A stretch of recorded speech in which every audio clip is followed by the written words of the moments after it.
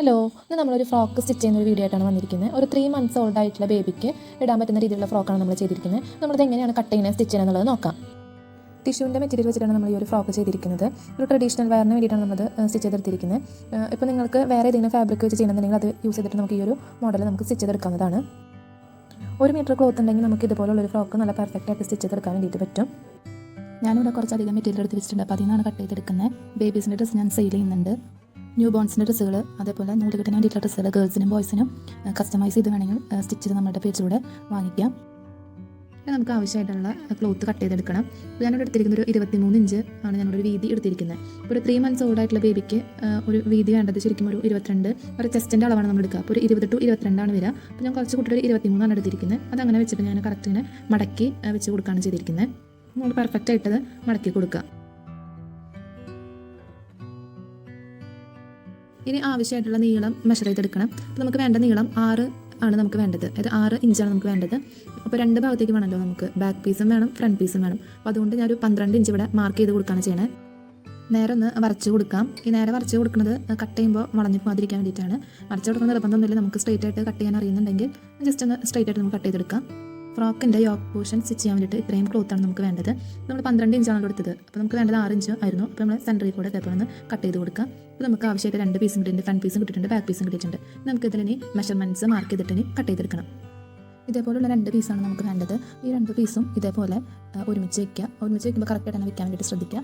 നമുക്ക് കഴുത്തിൻ്റെ ലെങ്ത്ത് എടുക്കണം. അതായത് നെക്കിൻ്റെ ലെങ്ത്ത് എടുക്കണം. നെക്കിൻ്റെ ലെങ്ത്ത് നമ്മൾ 2 ഇഞ്ചാണ് മാർക്ക് ചെയ്ത് കൊടുക്കുന്നത്. പിന്നെ അവിടെ നിന്ന് നമ്മൾ ഷോൾഡറിൻ്റെ ലെങ്ത്ത് ഒരു 2 ഇഞ്ച് വീണ്ടും മാർക്ക് ചെയ്യാണ്. ഷോൾഡറിൻ്റെ അവിടെ നിന്നാണ് ഇനി ആം ഹോൾ മാർക്ക് ചെയ്ത് കൊടുക്കുന്നത്. ആം ഹോൾ ഒരു 4 ഇഞ്ചാണ് മാർക്ക് ചെയ്ത് കൊടുക്കുന്നത്. ഒന്ന് സ്ട്രെയിറ്റ് ആയിട്ട് വരച്ച് കൊടുക്കുക. അടുത്തത് ചെസ്റ്റിൻ്റെ അളവെടുക്കണം. ചെസ്റ്റിൻ്റെ അളവ് നമ്മൾ എടുക്കേണ്ടത് ഇവിടെ ഒരു 5.5 അല്ലെങ്കിൽ 6 ഇഞ്ചാണ് എടുക്കേണ്ടത്. ഞാനൊരു 1 ഇഞ്ച് കൂട്ടി കൊടുത്തിട്ടുണ്ട്. ഞാനൊരു 6.5 ഇഞ്ചാണ് എടുത്ത് കൊടുക്കുന്നത്. 6.5 ഇഞ്ച് മാർക്ക് ചെയ്ത് കൊടുക്കുക. അതിനുശേഷം നമ്മൾ ആം ഹോൾ 4 ഇഞ്ച് മാർക്ക് ചെയ്തല്ലോ, അതിൻ്റെ 2 ഇഞ്ച് നമ്മൾ ഇവിടെ നിന്ന് മാർക്ക് ചെയ്ത് കൊടുക്കുക.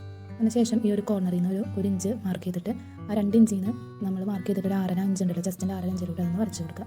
അപ്പോൾ കൈ നമ്മൾ വെട്ടാനുള്ളത് വരച്ച് കൊടുത്തിട്ടുണ്ട്. അടുത്തത് അടിയിൽ നമ്മളൊരു 6 ഇഞ്ചാണ് മാർക്ക് ചെയ്ത് കൊടുക്കണം. നമ്മൾ ഇതേപോലെ ഒന്ന് യോജിപ്പിച്ച് വരച്ച് കൊടുക്കുക. ഒരു നെക്കിൻ്റെ ലെങ്ത്ത് എടുക്കണം. 3 ഇഞ്ചാണ് ഇവിടെ മാർക്ക് ചെയ്ത് കൊടുക്കുന്നത്. അതൊന്ന് ജസ്റ്റ് ഒന്ന് സ്ട്രെയിറ്റ് ആയിട്ടൊന്ന് വരച്ച് കൊടുക്കുക. സ്ട്രെയിറ്റ് ആയിട്ട് വരച്ചതിന് ശേഷം നമ്മൾ നേരത്തെ ലെങ്ത്തിൻ്റെ വിഡ്ത്ത് 2 ഇഞ്ച് എടുത്തിട്ടുണ്ടല്ലോ, ആ 2 ഇഞ്ചിലോട്ട് അതൊന്ന് യോജിപ്പിച്ച് കൊടുക്കുക. അതിനുശേഷം ജസ്റ്റ് ഒന്ന് കർവ് ചെയ്തൊന്ന് വരച്ച് കൊടുക്കുക. ഇനി കട്ട് ചെയ്തെടുക്കാം.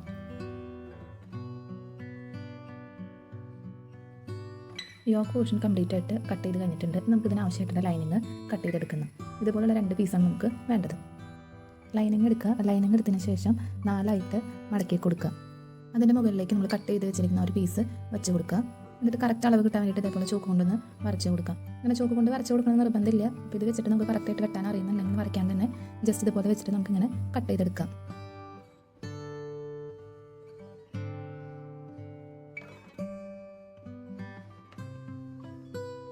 അപ്പോൾ നമ്മൾ ലൈനിങ് കംപ്ലീറ്റ് ആയിട്ട് കട്ട് ചെയ്ത് കഴിഞ്ഞിട്ടുണ്ട്. യോക്ക് പോർഷന് വേണ്ടിയിട്ട് എല്ലാ പാർട്സ് ഇപ്പോൾ റെഡി ആയിട്ടുണ്ട്.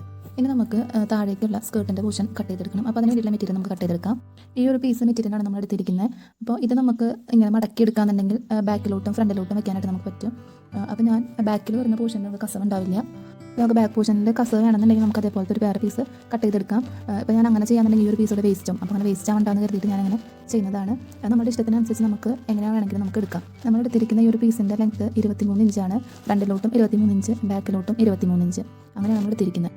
ലെങ്ത്ത് എടുത്തിരിക്കുന്നത് 11 ഇഞ്ചാണ് എടുത്തിരിക്കുന്നത്. ബാക്കിൽ നമ്മളൊരു 1 ഇഞ്ച് കൂട്ടിയെടുക്കാനായിട്ട് നോക്കുക.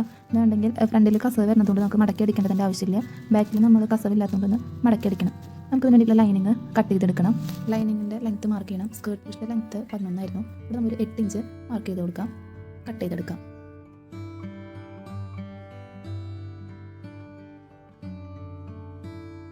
ലൈനിങ്ങിൻ്റെ വിഡ്ത്ത് എടുത്തിരിക്കുന്നത് 16 ഇഞ്ചാണ് എടുത്തിരിക്കുന്നത്. നമ്മളിത് കട്ട് ചെയ്തെടുക്കാം. അപ്പോൾ ഫ്രണ്ട് പോർഷൻ്റെ 16 ഇഞ്ച്, ബാക്ക് പോർഷൻ്റെ 16 ഇഞ്ച്, അത്രയും നമുക്ക് മതി. ഫ്രോക്ക് തയ്ക്കാൻ വേണ്ടിയിട്ടുള്ള സ്കേർട്ട് പോർഷനും യോക്ക് പോർഷനും കട്ട് ചെയ്ത് കഴിഞ്ഞിട്ടുണ്ട്. നമുക്കിത് സ്റ്റിച്ച് ചെയ്തെടുക്കാം. നമുക്ക് സ്റ്റിച്ചിങ് സ്റ്റാർട്ട് ചെയ്യാം. സ്റ്റിച്ച് ചെയ്യാനായിട്ട് ആദ്യം ലൈനിങ് അറ്റാച്ച് ചെയ്ത് കൊടുക്കണ്ടേ. അപ്പോൾ തുണിയുടെ നല്ല പുറത്ത് നമ്മൾ ലൈനിങ് ഇതേപോലെ വെച്ചതിന് ശേഷം സ്റ്റിച്ച് ചെയ്ത് കൊടുക്കാം.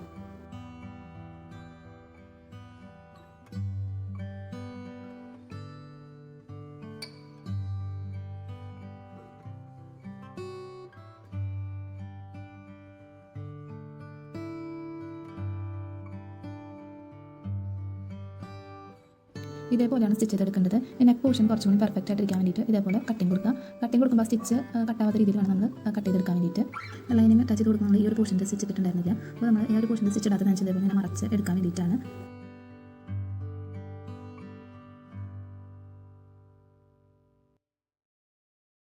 ഇതേപോലെ കംപ്ലീറ്റ് ആയിട്ട് മറിച്ചെടുക്കുക. മറ്റേ പീസും സ്റ്റിച്ച് ചെയ്ത് ഞാൻ ഇതേപോലെ മറിച്ചെടുത്തിട്ടുണ്ട്. ഇതിൻ്റെ അരികത്ത് കൂടി ഒരു സ്റ്റിച്ചും കൂടി കൊടുക്കണം. ഈ സ്റ്റിച്ച് കൊടുക്കുമ്പോൾ ശ്രദ്ധിക്കുന്ന കാര്യം കറക്റ്റ് അരികത്ത് കൂടി തന്നെ നമ്മൾ സ്റ്റിച്ച് ചെയ്തെടുക്കണം.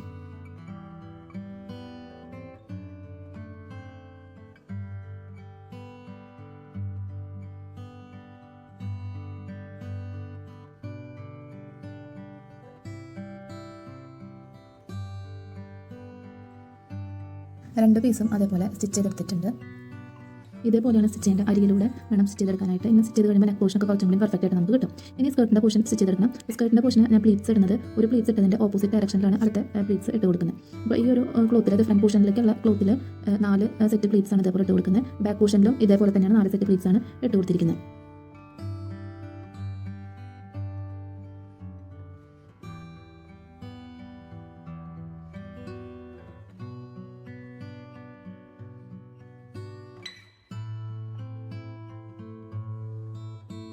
രണ്ട് ഭാഗത്തൊക്കെ പ്ലീറ്റ്സ് ഇട്ട് കൊടുത്തിട്ടുണ്ട്.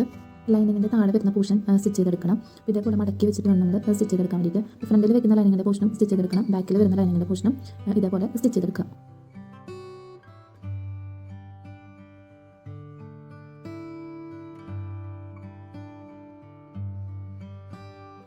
ഇനി സ്കേർട്ട് പീസിലോട്ട് ലൈനിങ് അറ്റാച്ച് ചെയ്ത് കൊടുക്കണം.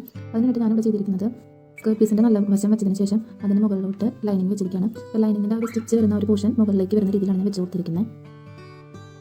ലൈനിങ് ഫ്രണ്ട് പോർഷനിലും ബാക്ക് പോർഷനിലും നമുക്ക് വെച്ച് കൊടുക്കാം.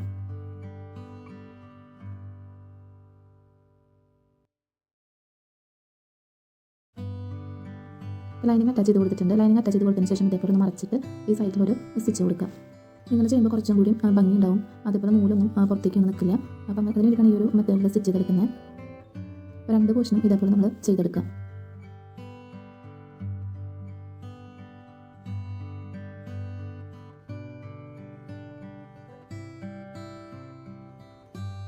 ഇനി ബാക്ക് പോർഷനിൽ കസവില്ലാത്തതുകൊണ്ട് തന്നെ നമ്മൾ കട്ട് ചെയ്തെടുക്കാണ്ട് ചെയ്തത്. അപ്പോൾ അതുകൊണ്ട് ബാക്ക് പോർഷൻ ഒന്ന് മടക്കി സ്റ്റിച്ച് ചെയ്യണം.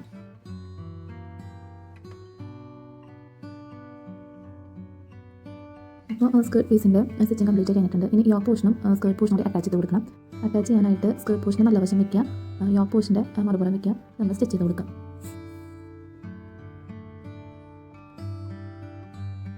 നമുക്ക് അടുത്ത പോർഷനും കൂടി സ്റ്റിച്ച് ചെയ്തെടുക്കാം. ഇവിടെ ഞാൻ യോക്ക് പോർഷൻ താഴെ വെച്ചിട്ട് മുകളിലാണ് സ്കേർട്ട് പോർഷൻ വെച്ചിരിക്കുന്നത്. അതുകൊണ്ടാണ് ഇങ്ങനെ സ്റ്റിച്ച് ചെയ്യുന്നത്. ഇങ്ങനെ തന്നെ സ്റ്റിച്ച് ചെയ്യണമെന്നൊന്നുമില്ല. നമ്മൾ മുമ്പ് ചെയ്ത പോലെ തന്നെ സ്കേർട്ട് പോർഷൻ ആദ്യം വെച്ചിട്ട് യോക്ക് പോർഷൻ മുകളിൽ വെച്ചിട്ട് നമുക്ക് സ്റ്റിച്ച് ചെയ്തെടുക്കാം.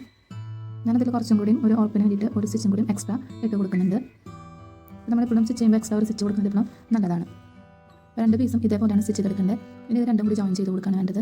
ഇതേപോലെ വെച്ചിട്ട് ഇതിന് മുകളിലോട്ട് മറ്റേ പുറം വയ്ക്കുക. നമ്മൾ ആദ്യം ഷോൾഡറാണ് സ്റ്റിച്ച് ചെയ്ത് കൊടുക്കുന്നത്.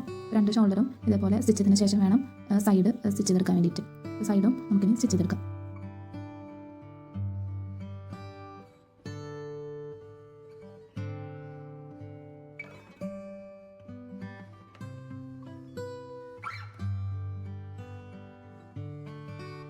നമ്മുടെ സ്റ്റിച്ചിങ് കംപ്ലീറ്റ് ആയിട്ട് കഴിഞ്ഞിട്ടുണ്ട്. ഇതാണ് നമ്മൾ സ്റ്റിച്ച് ചെയ്തെടുത്തിട്ടുള്ള ഫ്രോക്ക്. വളരെ ഈസിയാണ് ഈ ഒരു ഫ്രോക്ക് സ്റ്റിച്ച് ചെയ്തെടുക്കാൻ വേണ്ടിയിട്ട്. അപ്പോൾ നിങ്ങൾക്ക് ഈ വീഡിയോ കണ്ടിട്ട് ഒരു ഫ്രോക്ക് സ്റ്റിച്ച് ചെയ്യാനായിട്ട് മനസ്സിലായെന്ന് വിചാരിക്കുന്നു.